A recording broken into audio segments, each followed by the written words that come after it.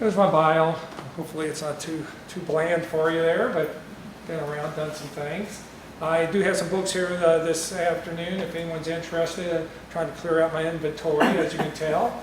And I do just have a few of my carriage house books here, if anyone's interested. And I always want to credit where my sources come from for these presentations. And we'll be talking about these folks here. You already heard me talk about Eric Ainsworth, but thank you, Eric, if he's out and about, I guess. Okay. And we'll be talking about these various items as we go through it. I always like to talk about the 1858 map of Jefferson counties. If you've attended my presentations previously, you know I use this a lot. To get to it, it's a great resource for historians.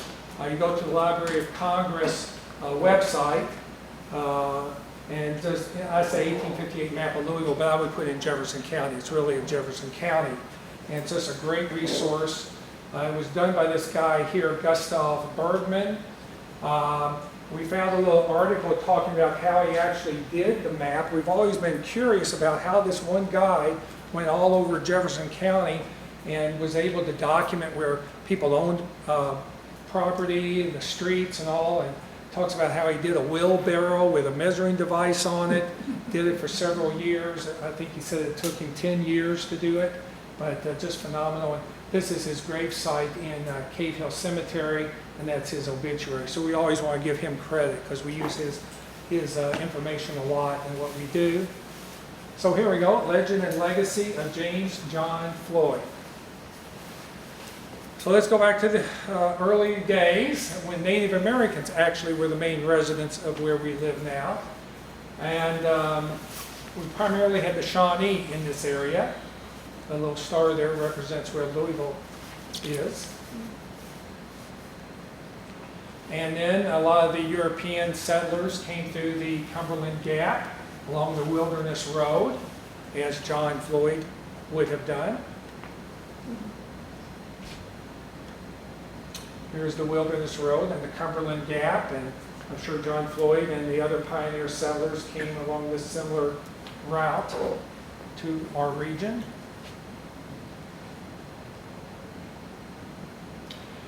And Floyd was here along with other folks to do a survey, land grant survey, for those soldiers and people connected to the French and Indian War for the British side. A lot of you hopefully are familiar with land grants. They basically paid the soldiers by giving them land. And so John Floyd was a surveyor and came to this area and helped put together this land grant area of Jefferson County and Louisville area, along with James Douglas. Don't know much about him. Hancock Taylor was the uncle to the president, Zachary Taylor.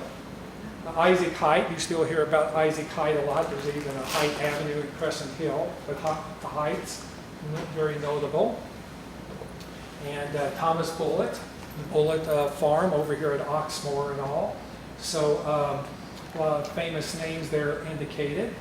And I want to give credit to Neil Hammond, who put together this map. This is my drawing. I took his map and kind of doctored it up here a little bit. Does anyone know who John Connolly is? Why? You see what John Connolly's name is there? Some of you who have attended some of my talks in the past may know this story. John Connolly was a British subject, and when George Rogers Clark came here, he asked Connolly what side of the war he was on. Unfortunately, Connolly said the wrong thing, and he ended up having to go up to Canada, where he eventually died. So downtown Louisville could have been called Connollyville as such, if he had answered correctly and be on the American side. And so we had Native Americans here, the Shawnee. We had these pioneer settlers moving in. Had a lot of conflict between the Native Americans and the Europeans in the late 1700s. Abraham Lincoln's grandfather was killed by Indians out at Middletown in 1786. William Christian was also killed by Indians as well. Christian was a neighbor to John Floyd. And then, of course, the infamous Chenoweth Massacre that occurred. That was the last major attack here between the Native Americans and the colonists and Europeans. Of course, Thomas Jefferson sent George Rogers Clark here to help settle things down, along with the Revolutionary War and the British and everything. And there's Corn Island. And of course, we were all Virginians back in those days. And the settlers built a number of forts, or stations as they were called, along Beargrass Creek. There you see a listing of the various stations we still call Lynn Station Road as a remnant of that. Dutchman's Lane, things like that. But Beargrass Creek was a great facilitator of settling here in Jefferson County due to the fresh water. I wouldn't advise drinking out Beargrass Creek today, but I'm sure back in the day they used it a lot. It was nice, clean, and fresh. So there you see a map of the various branches of Beargrass Creek. This is Floyd Station. Steve, Yeah. Can you back up one? Sure. Why is Louisville misspelled there? Well, the F actually is an S, and we can probably have Jessie talk a little bit more about that. Okay. Jessie is more familiar with the script of the native Louisvillians back in, but that actually would be read as an S. Usually where you see that is if there are two S's in a row, Yes. they will use the little F symbol. And Okay. I've never seen it used in a singular situation like that before. And in fact, they do use S's elsewhere, but yeah, I've seen an F used as an S before, so. And you see it on the Beargrass Creek. Beargrass Creek uses an F as well, or it's, but anyways, yeah, there it is. Exactly, there's two S's in a row there, Yeah. Jessie. Good catch, good catch. So Floyd Station, of course, John Floyd, he had a location there. We'll talk more about it here shortly, but it wasn't very far from where we're seated today. So let's talk a little bit about John Floyd. There's a historical marker. I'm not exactly sure where this marker is. I don't think it's the one over on Breckenridge Lane here. But there are several errors, and that's the problem with some of these historic markers. You got to be aware of. They do have errors on them. For instance, it says he was born in 1751, actually born in 1750, and it says he was 32 years old. In fact, he was 33 years old. So just got to be careful about some of these historic markers. We do our best at vetting these and getting the data right, but still, it's amazing when later we find out we have an error there. But anyways, more about, and we'll talk more about this as we go along. So here is, you see where the gold star is at the very top. That's where we're seated today. And you can see where Floyd Station was, Breckenridge Lane and the Waterside Expressway area in that general vicinity. So Floyd was a surveyor. He also was in the militia. He was in the American Revolution. That's the reason why he's a veteran, an SAR. And so he, to get paid for his surveying services, he created some land grants for himself.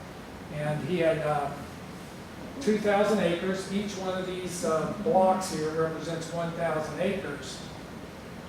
But this was in the book St. Matthew's, The Crossroads of Bluegrass by Sam Thomas, talking about errors again. So if you look at that really closely, as me and Jessie did when doing this research, we notice that Bowman Field is not within the area of the land grant there. And if you know the history of John Floyd and the Floyd family and all, you know that they own the acreage where Bowman Field is today. So what happened there? Why does not the 2,000 acres expand over into Bowman Field? So we got the book, John Floyd, by Neil Hammond. Neil's no longer with us, or else I would have called him up on this. We got a little bit more information. And this is at the library. And by the way, Eric, I'm going to leave this, and for y'all, anyone who want to check it out afterwards, they can do so. So we checked out what Neil Hammond had to say about these 2,000 acres and why didn't it encompass Bowman Field. So here's what we found. According to Neil Hammond, the surveyors were not that precise. In fact, when it came to their own land grants, and their own friends, they would kind of, I don't want to use the word cheat a little bit, but they would tend to give a little bit more land than what they were allowed to do. And that's exactly what Neil Hammond says here. Talks about how they were not that precise. They increased their size on purpose, it says. And the land grant adjacent to Floyd's grant over here was William Christian. I mentioned earlier he was killed in 1786 by Native Americans. And so Christian was supposed to get 2,000 acres, whereas Floyd gave him 2,700 acres. A little fudge there, you would say. And while Hammond really didn't address the acreage of John Floyd, he did say that Floyd's acreage increased by about 20%. So my theory is that Floyd's grant went all the way over here. Now, the other theory that Jessie and I have discussed is perhaps a later family, like the Breckenridge or the Caldwells, purchased additional land as well. We know Caldwell did buy more land downtown, so it could have been that he bought the Bowman Field tract also, but I'll leave it to speculation. It's unfortunate that there really isn't a great documentation of that 2,000 acres or whatever he once owned. Hammond does not address that thoroughly in his book. But anyways, we do know that Floyd's family or descendants did own Bowman Field at one point. Here is John Floyd's genealogy, if you will, his family. He's born in Amherst, Virginia. His mother might have been related to Jefferson Davis. Then he talks about his siblings there, how many brothers and sisters that he had. He was first married to Mary Buford. They had one daughter. She died due to childbirth complications. Then it's not really, by the way, whenever you get into John Floyd or a lot of histories, you find a lot of conflicting information. Some information contains most of the facts, some doesn't. It's kind of murky at times, and this is one of those where on one of the websites we were reading, it said that John Floyd had an affair with the sister of his wife, and they had a son who actually was born, John Buford Floyd. So I'll let you take that with a grain of salt, whether that's true or not. But we do know that he later married Jane Jenny Buchanan, and they had 3 sons. So that's the family orientation of John Floyd. And so here is his chronological career, if you will, when he was born, when he became a land surveyor at the age of 22. And he just had a very colorful life, if you will, very short life, as you'll soon see. But he was very involved in all sorts of things in this region, in Virginia, and with the Revolutionary War. We'll go through more of these in more detail here. One of the more interesting episodes in Floyd's life was this Indian attack that he was involved in, the Long Run Massacre, which became known as Floyd's Defeat, in which settlers were traveling from Boone Station area, Squire Boone's location here, traveling west from the Shelbyville area, and they were attacked by Native Americans, and John Floyd sent his militia out to help them out, in which they ran into an Indian situation as well. A number of his men were killed as a result of all that. So that's one episode. And here's more about the Long Run Massacre.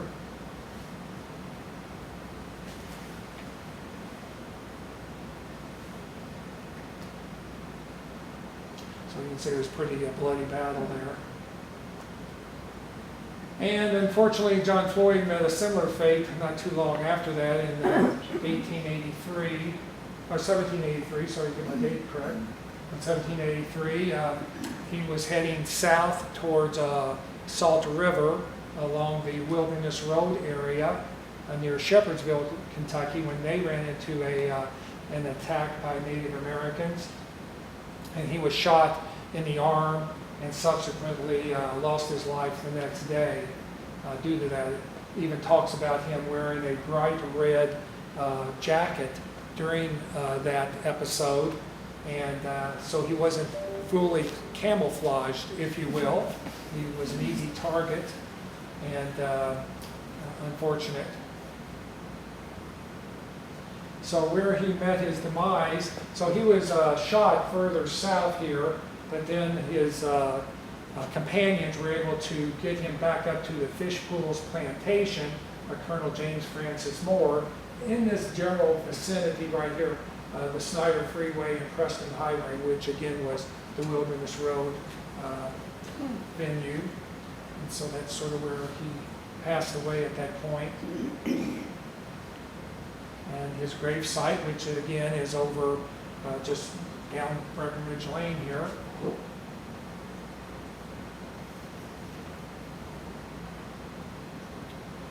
This is the cemetery that he's buried in. Still very well maintained, but it's somewhat challenging to find. It's back behind the Jamestown apartments there off of Breckenridge Lane. So let's talk a little bit more about the legacy. So John Floyd lived a very short life, only 33 years old when he was killed, and really just about 10 years or so was his career, being a surveyor, being in the Revolutionary War, and all the other exploits that he did. So within 10 years, here's some of the things that helped follow up. So I did this chart here to kind of track everything that was connected to John Floyd. So I start out up at the very top about him being killed at the Indian attack. And we'll go through these step by step and show you how all this comes together. So here is the Floyd Breckenridge Cemetery there. This is Breckenridge Lane. There's where we are at that gold star up there. You can actually drive back there and see the cemetery. Here's the 1858 map, and we see Caldwell in this house here, and this is part of the Floyd property. There's the, it wasn't John Floyd, he didn't build the house, the Breckenridges built the home, and this was on the property of Bowman Field. So here is Bowman Field way over here. Floyd Station was at that location there, and so most of the land that we're in currently was owned by John Floyd. There's the Breckenridge home, where it would have been. Here's Bowman Field, here's Pee Wee Reese Lane, if you're familiar with that road. And there are still remnants, I understand. I've not been back to verify, but I've heard that there are still foundations and stones from the house in that general location there. Just random photograph just showing the house. I'm not sure whose child this is. And here's an article talking about some of the residents finding remnants of the old home, Breckenridge home, in that location. So once John Floyd was killed, his wife, Jane, married Alexander Breckenridge. So there's the Breckenridge connection there. And they had 3 sons. And James D. Breckenridge, one of their sons, had a daughter named Mary Eliza Grayson. And, well, James married Mary Eliza Grayson, get that correct, in which they had a daughter, which they named Mary Eliza Breckenridge, who inherits all of the Floyd property. So we kind of give a little description here of how all that came about, who's who, and all that. And the Caldwell family, the Breckenridge Caldwell family, the Caldwells married into the Breckenridge family, owned a lot of land in the Shelby Park neighborhood, close to downtown Louisville, along with all this land out here in the St. Matthews area. So, going back to yeah, that, go right ahead. Yeah, go right ahead. what are the street areas in that? The streets, Like well, we would back? have Hubbard's Lane, we would have Hubbard's Lane is, I think, back over here. Cannon's Lane, if I have it right, Cannon's is one of these streets here. This would be Tellersville Road down here. Okay. And this, more than likely, would have been Pee Wee Reese Lane or a lane similar to that. And Jesse, you can help me out with that. Actually, Jesse's going to get more into that. this is Breckenridge Lane here. Breckenridge. This is Cannon's. This is where Old Cannon's Lane turns off and goes down by the creek towards Seneca Park. So this is Breckenridge, and it used to end just past those apartments, the condos there, near Winchester on Breckenridge. But we'll get more into detail of that Okay. shortly. So the daughter of James Breckenridge marries a guy by the name of William Shakespeare Caldwell. Very, very interesting name, of course. And he was very wealthy. He was in the natural gas business. He owned natural gas companies throughout the Midwest. And he bought a lot of land, as I mentioned earlier. And they had, Mary Eliza and William Caldwell, they had 2 daughters. And we'll talk more about them as well as we go forth. And there are some historic markers for the Caldwell family. As indicated, I'll go in more detail with these folks here.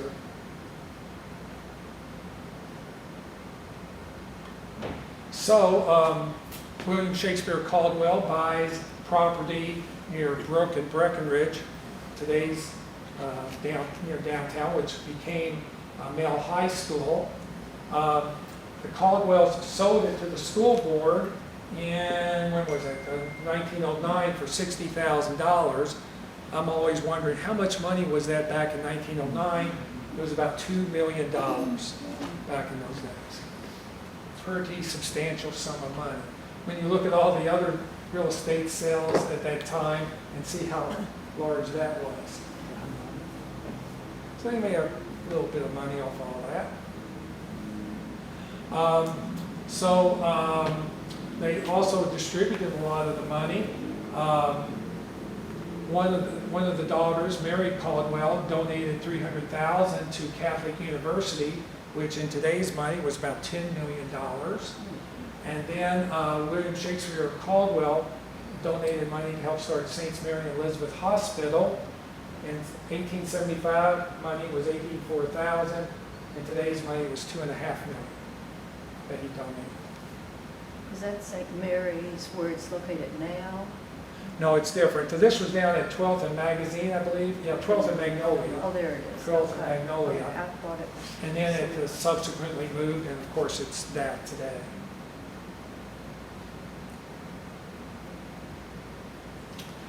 Both of the Caldwell daughters, Mary Eliza and Mary Gwendolyn, married European royalty. They were both baronesses.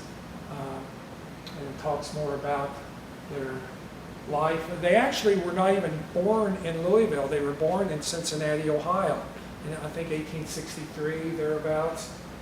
One was born in 1863, the other 1865 or so. And they were born in Cincinnati.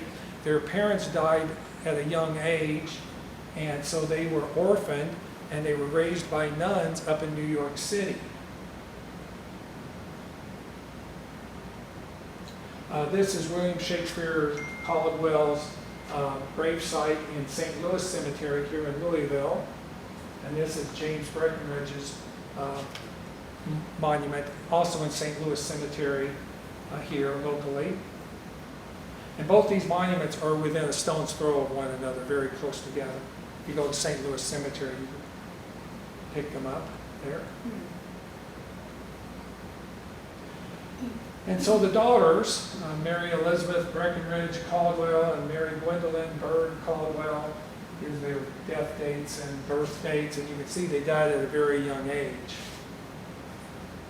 One fascinating thing about all of this, which I'm sure someone's going to raise the question at some point, is how did Breckenridge get the E in the name? Because the one downtown is with an I, the one out here is with an E. And the story I've always heard was that someone in city government back in the early 1960s, and I think it's in Sam Thomas's book as well, on St. Matthew's, is that someone, a public official, hated the conflicting names of Breckenridge being spelled the same way, so he officially changed it himself with an E out here. However, if you notice on her gravesite, it has an E on that as well. So I've always wondered where that E came from. But anyways, they are the same relationship, same name and all that, same connection. Now tell me again, who's their parents? Okay, Mary Elizabeth, their parents were William Shakespeare Caldwell, Okay. and I think his wife also was named Mary Elizabeth Breckenridge Okay. was the mother. So that's where the Breckenridge. So yeah, I can go, let me see, do I have the, let me go back to the, that one graphic. Shows all of this. So now then, hopefully all this tends to make sense. So here is where William Elizabeth Breckenridge married William Shakespeare Caldwell. They have 2 daughters here, both bearing European royalty, all that. What else do we have here that you can see? But it does get a little bit confusing, I will say that. So you go the Floyds, then you go the Breckenridges, then you go the Caldwells.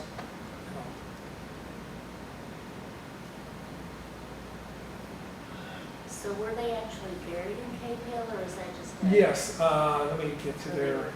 Yes, this is in Cave Hill Cemetery. And again, they really did not live here, but their money was based here due to all the land and financial transactions that they did. So when they died, they were brought back to Louisville to be buried here, even though they were not born here or raised here.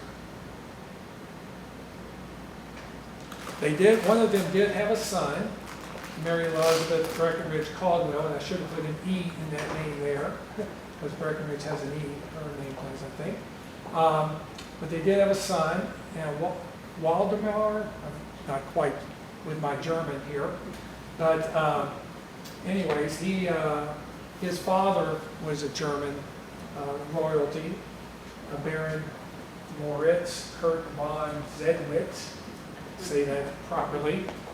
And so he inherited all of the Breckenridge Caldwell property as well. But he did not live here. As you'll see, he moved to Hawaii. He lived out his last days in Hawaii. He died in 1984. And so that was the only descendant that was remaining from all of this. And so just a little bit more about the property that they once owned, where Old Mill High School was there at Breckenridge.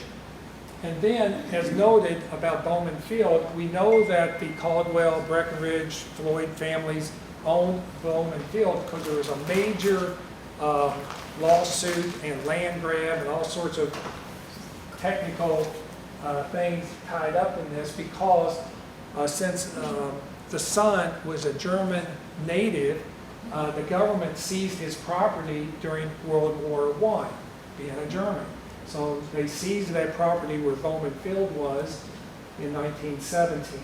But after a court battle, the son finally was able to be repaid for losing that land and became part of Bowman Field and Seneca Park. And there's one last connection to the Speed Art Museum. James Breckenridge, they married Mary Eliza Grayson. They built a home. Once James' first wife passes away, he then marries another woman, Lucy Fry Speed.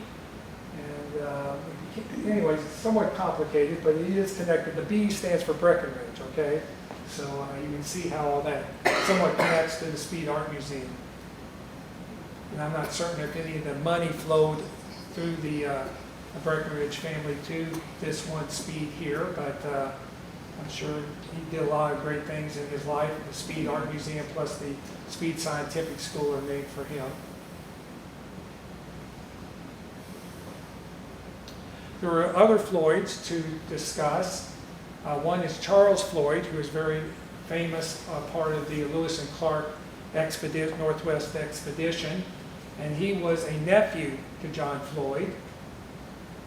He was the son of Robert Floyd, who was the brother to John Floyd.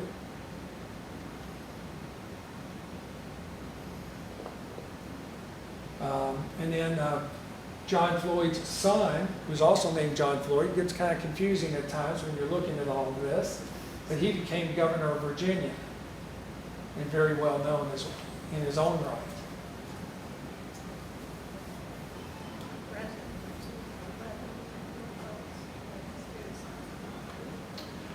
So Floyd County, Kentucky is named for John Floyd.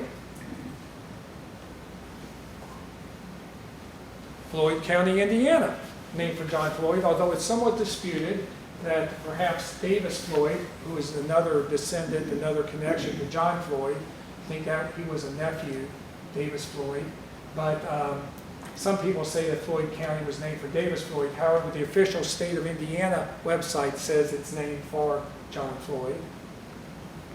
Did they have land over there? No, they did not. Okay. However, of course, he would have been familiar with that area. George Rogers Clark had his cabin over in that area, the Falls of the Ohio and all. But yeah, why it was called Floyd County, Indiana, that's a good question. But there was some Revolutionary War connections there, and they knew of him. Floyd's Knobs is right there. Again, Floyd's Knobs was named for Davis Floyd, not so much John Floyd.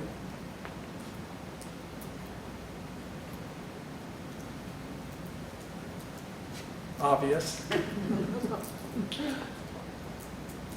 A lot of these streets in the Shelby Park name are named for the Caldwell family.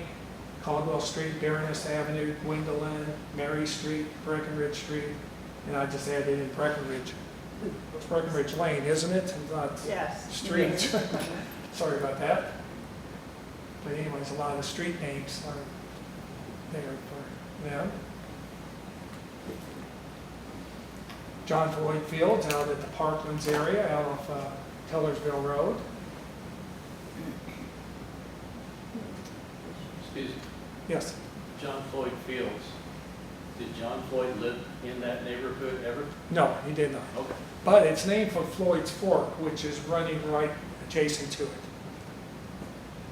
Floydsburg, Kentucky, named for John Floyd. Most famous thing that's out of Floydsburg is Duncan Chapel, if so anyone's been out to see that.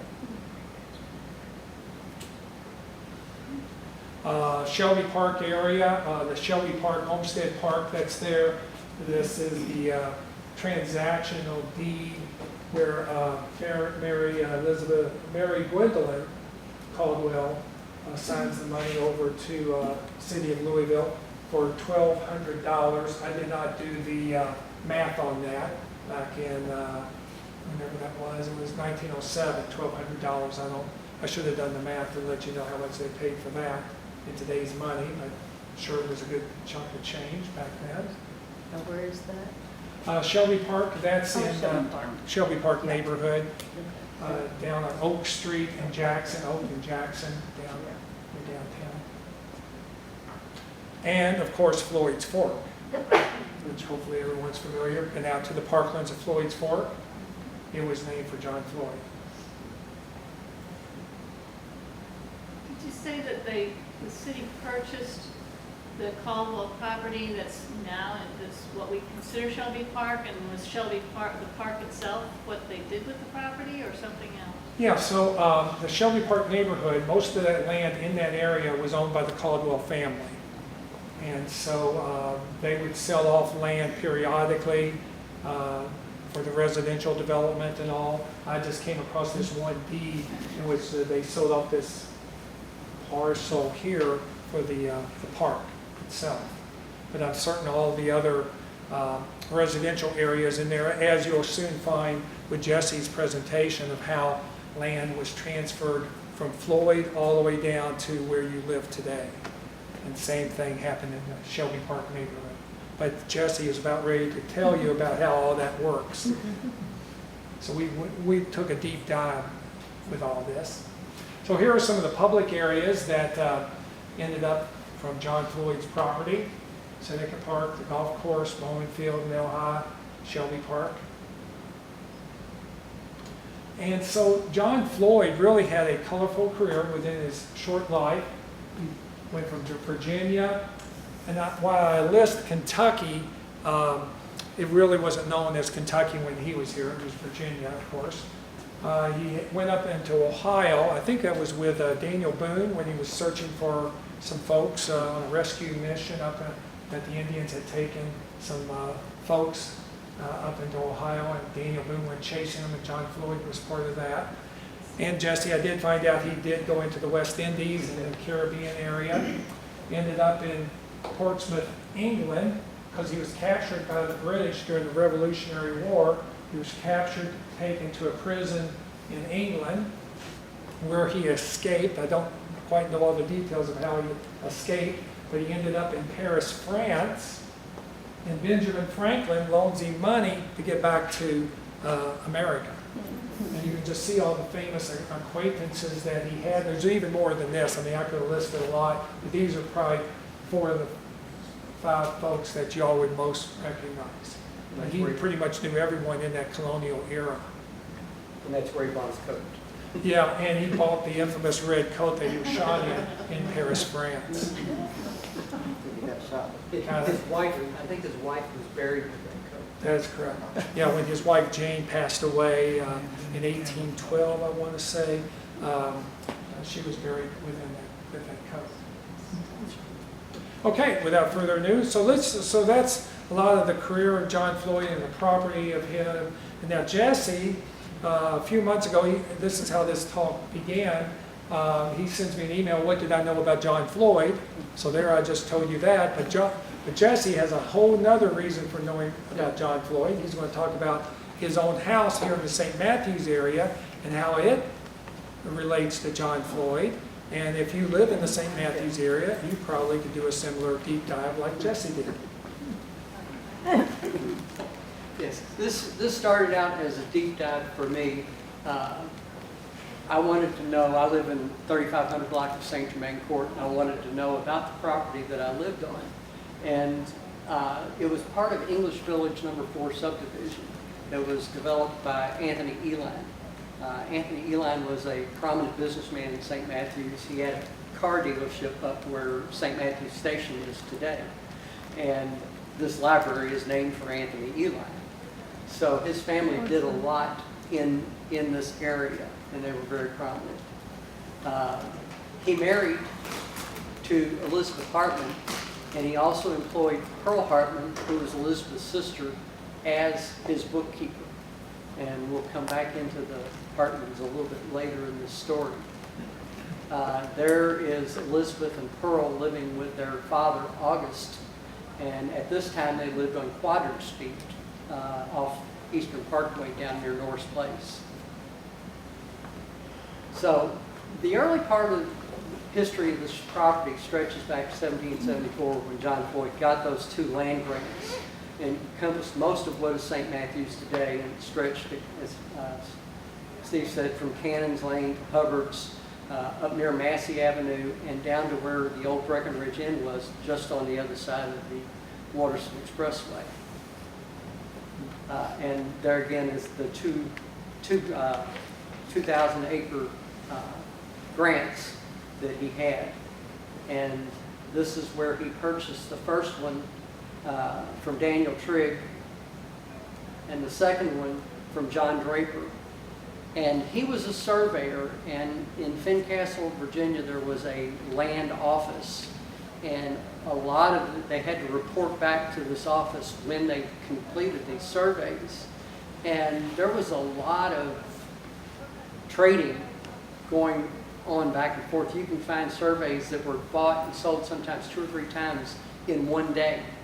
And people were jockeying to get the best piece of land where they wanted it.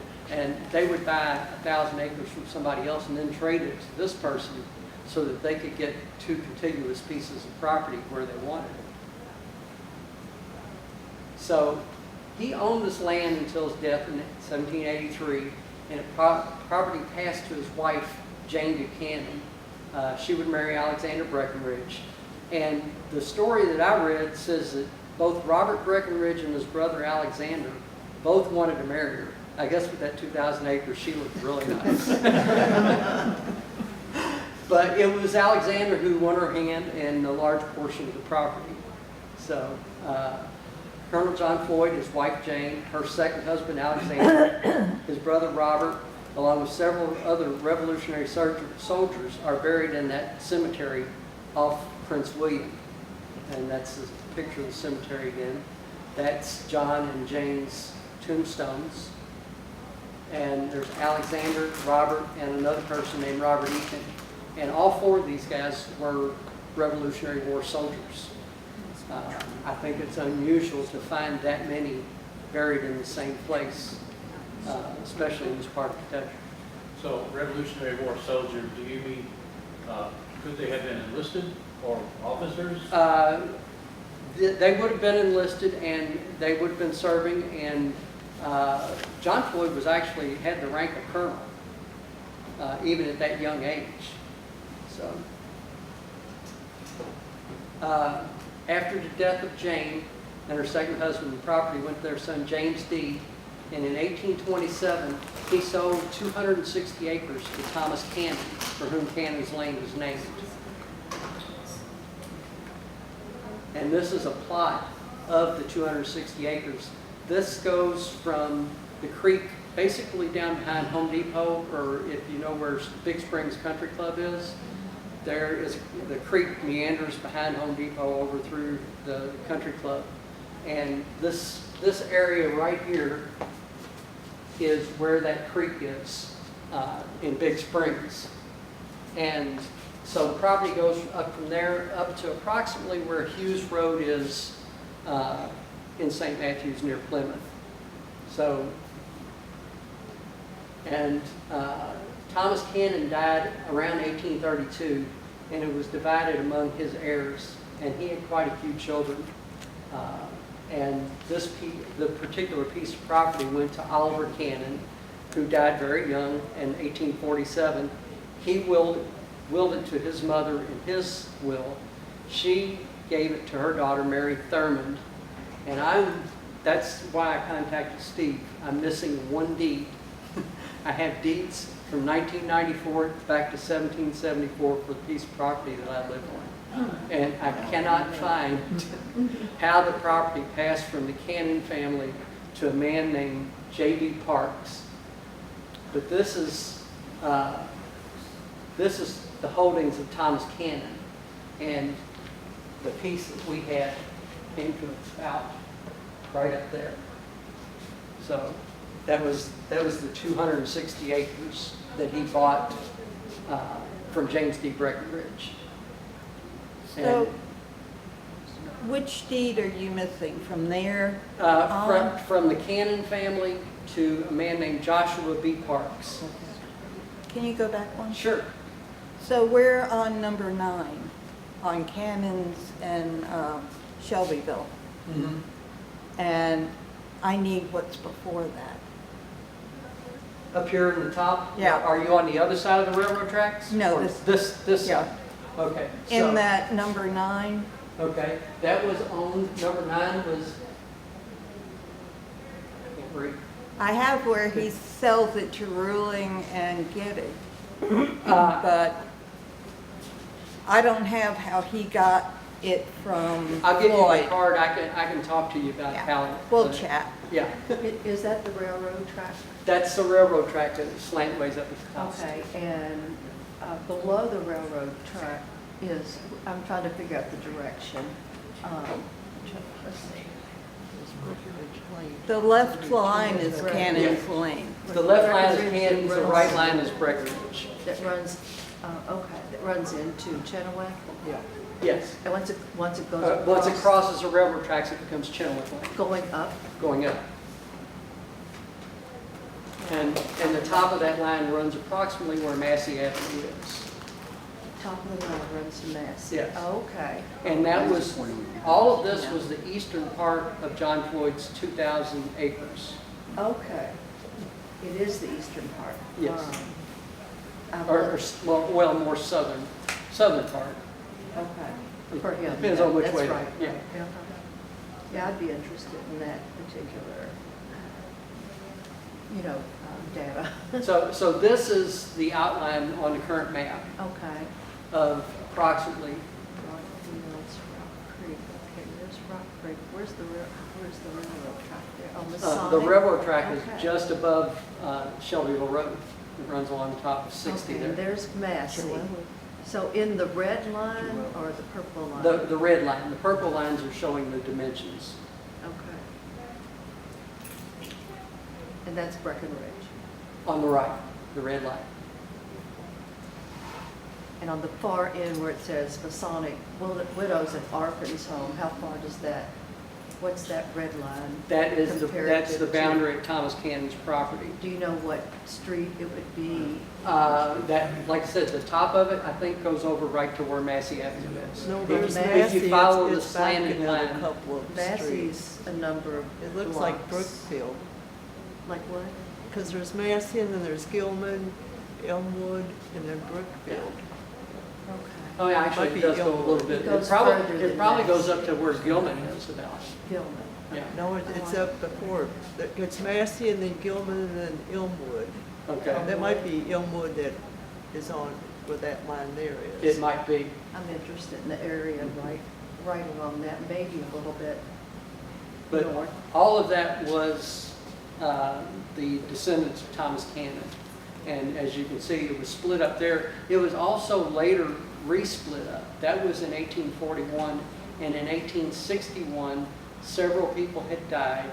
And the family went back into court and said, we need to re-partition this because it never did get split up because the mother didn't die until 1861. So did Gilman own where Massey Avenue is, and they're to the right? I'm not sure, but that was called Gilman's Point. Yeah. Yeah. So he probably owned a good part of that. I didn't get into that side of Breckenridge Lane. Mm-hmm. So the property next past to Joshua Reed Parks, he was an early land speculator. He owned a lot of land in St. Matthews in different places around town. He also owned the Shelbyville and Louisville Turnpike, which is basically where Lexington Road is. Okay. And it started down near Nulu, and it came out, and along the route there were toll houses, and you had to stop and pay the toll. And he collected those tolls, and he became a fairly wealthy man from that. And one of these toll houses still exists near Whitman Road. It's called 8 Mile House. And if you've gone out Shelbyville Road across from Oxmoor, you see that stone home that's there. It's not very big, and that was a toll house that they used to collect the tolls as you went out Lexington and Shelbyville Road. How far away were each?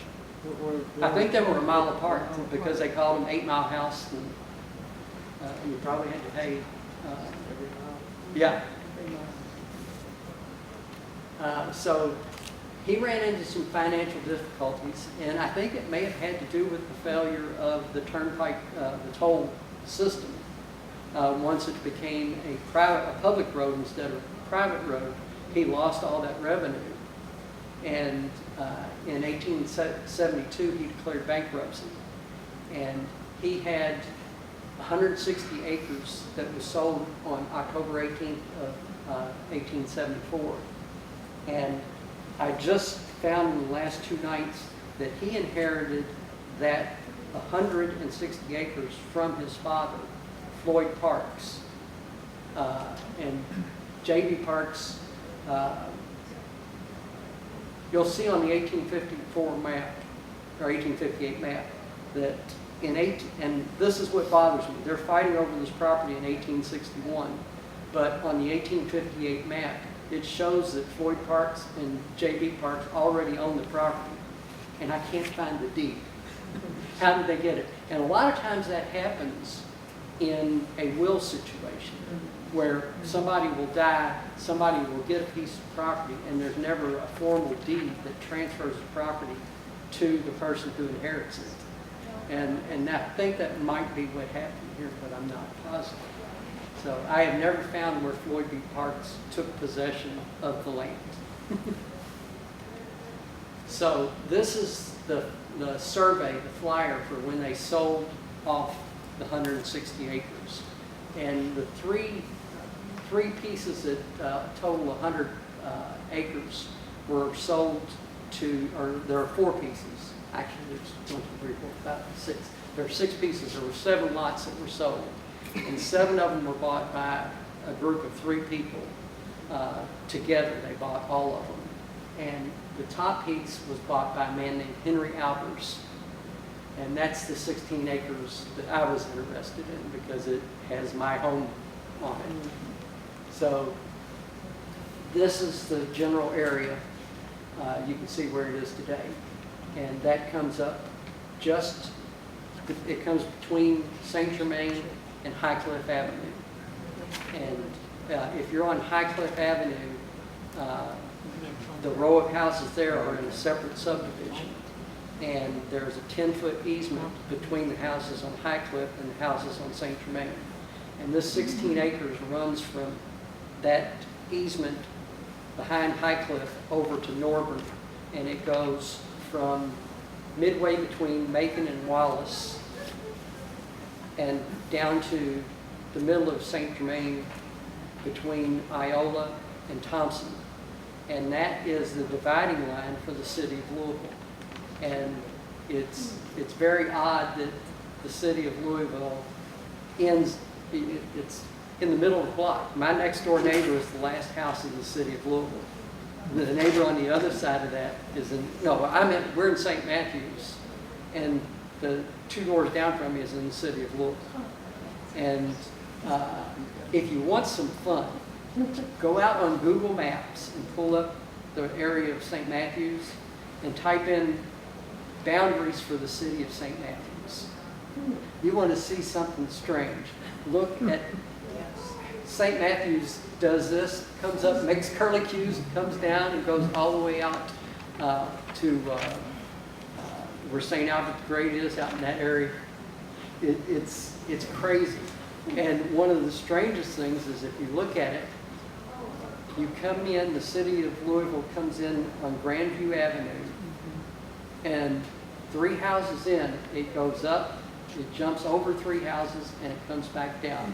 There are 3 houses on the southwest side of Grandview that are in the city of Louisville. Everything else in the block, no, they're in the city of St. Matthews. Everything else in that block is in the city of Louisville. And I have to figure that somebody living in one of those houses worked for the city of St. Matthews and had to be in the city of St. Matthews, and they drew the line around it. Gerrymandering. Yes, at its best. So Henry Albers died. He was single, and he passed the land to his nieces, Sarah and Anna Visman.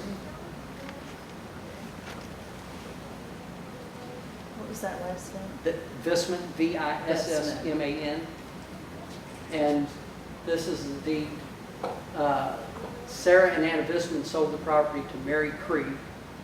In 1903, Mary Creed sold the property to William Fair. William Fair was a farmer. He had 16 acres. He lived over off Cannon's Lane, and he had his farm, and I'm sure it was a potato farm, probably, because that's what they were in St. Matthews at that time. And he held the property until his death, and he gave it to his wife, Gertrude Fair. And Gertrude Fair sold the property to Pearl Hartman. We get back to the Hartmans that we started with. She was the bookkeeper for Anthony Eline. And Anthony Eline, I'm sure, owned the property. He put it in her name for tax purposes. Yeah, it was kind of a shell. And one of the interesting things is when he developed these properties, he was left with one strip of land that was 12 feet on one end, 28 feet on the other, and 1,300 feet long. And it was because of the way St. Germain has a jog in it. If you go down it, it's got a little curve. And when they did Norburn, and Broadfields, didn't want that street to have the jog in it. So he had this one piece of property. James Graham Brown developed Broadfields, and he bought that property. He needed the 1,300, they call it the odd-shaped strip. He needed that to have access to the roadway. He tried to buy it from Anthony Eli, and he told him $10,000 for the piece of property. And he came back and made a counter offer, and he said, no, $10,000. Now, the funny thing is, when Pearl Hartman bought all 16 acres, she paid $6,000 for it. Anthony Elan charged $10,000 for that little strip of land so that he could have access to the road, and he had to pay it. But something about the way that he declared it for taxes, they came back and got him years later for capital gains on that piece of property. He had to pay a lot of it in capital gains. So this is English Village, and he started with this section here. This is Breckenridge Lane, this is High Cliff, and this is Norwood. He built this block in 1832. 1836, he started on English Village number 2. 1838, he started on English Village number 3. And beyond that is English Village number 4, which is where I live. And you can see the little house up in the corner, right there near Thompson Avenue. That is where the Fairs live. That house was built by William Fair's son, August. And another way things come back around, I go to church with a couple, and one of them is Raymond Fair, and they, through health reasons, have not been able to go to church. My wife and I take them communion every Sunday and usually spend an hour or two with them. And Raymond's father lived in that house 4 doors down from me. So I thought that was interesting. And we didn't know it until after I started doing all this research. So this is that's the survey for English Village. That's English Village 2, English Village 3, and English Village 4. And you can see the Kinbar neighborhood up there in the little line at the top underneath where it says Kinbar. That's the 10-foot easement that runs behind the houses on High Cliff. And you can see the corner up here on Thompson where the house was located.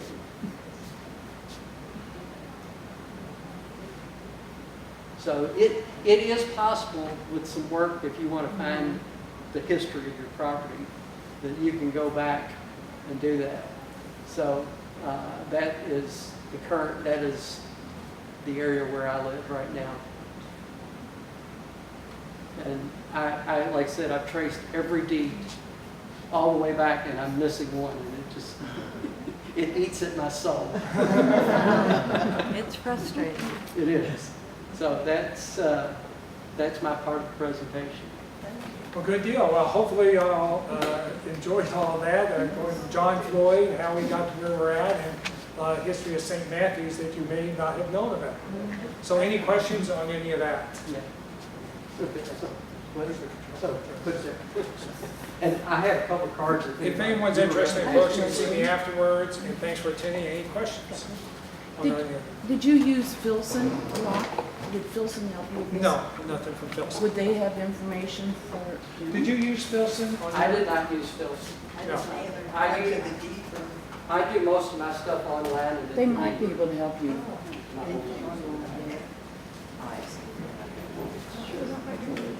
Yeah, any other questions on any of that? One other thing, if y'all are not, if you might be interested, some of you know I'm with the Louisville Historical League, and we're doing a thing on the Urban Government Center. I'm not sure if you're familiar with that or not, but we're trying to landmark for that property right now. So if you're interested in signing our landmark petition for the Urban Government Center, I have a petition up here if you're interested in that, or if you're interested in a book or anything else. But we thank you very much. I know this was a lot of information in a short amount of time. This will be up on YouTube, though, in the next day or so if you want to go back and revisit any of this. Steve, when's your next talk? When's my next